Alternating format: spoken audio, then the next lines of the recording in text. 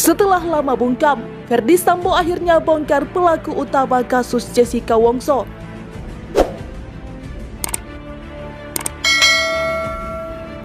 Belum kelar masalah pembunuhan ajudan yang menimpanya, kini mantan Kadif Propam Polri Ferdy Sambo kembali menjadi sorotan publik atas kasus kopi sianida yang melibatkan Jessica Kumala Wongso. Hal ini setelah dirilisnya film dokumenter yang membahas soal kasus kopi sianida atau pembunuhan Mirna Salihin dengan judul Ice Cold Murder Coffee and Jessica Wongso. Dalam film dokumenter kopi sianida yang melibatkan Jessica, nampak sosok Ferdy Sambo di dalamnya. Diketahui bahwa saat itu Ferdy Sambo ikut serta menangani kasus kopi sianida yang telah menewaskan Wayan Mirna Salihin.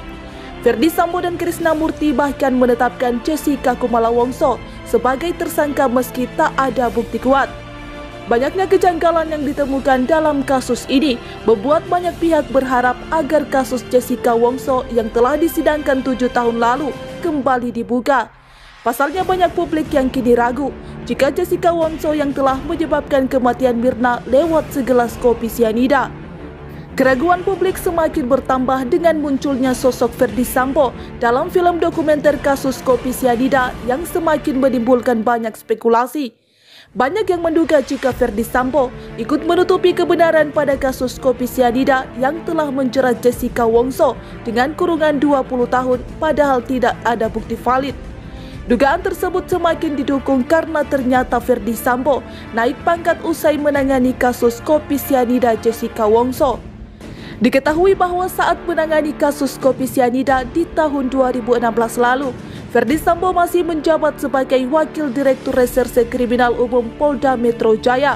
Karir Ferdy Sambo langsung melejit pesat karena dinilai berhasil mengungkap kasus kopi sianida dengan menetapkan Jessica Wongso sebagai tersangka. Ferdy Sambo bahkan naik pangkat menjadi Irjen dengan karir mentereng, mulai dari menjadi Direktur Tindak Pidana Umum Mabes Polri hingga menjadi Kadif Propam Polri di tahun 2020. Hal inilah yang membuat publik menduga jika Ferdy Sambo ikut terlibat menutupi kebenaran kasus kopi sianida. Apalagi ditambah dengan pengakuan mengejutkan dari ayah Mirna Salihin yang diduga keceplosan menyebutkan jika Tito Karnavian ikut andil dalam kasus kopi sianida. Publik semakin yakin jika Ferdy Sambo tahu pelaku yang sebenarnya. Pasalnya Ferdy Sambo adalah kaki tangan Tito Karnavian kala itu.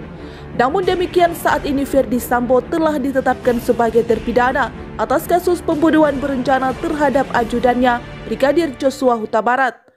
Ferdy Sambo yang sebelumnya divonis hukuman mati namun berakhir dengan putusan hukuman seumur hidup.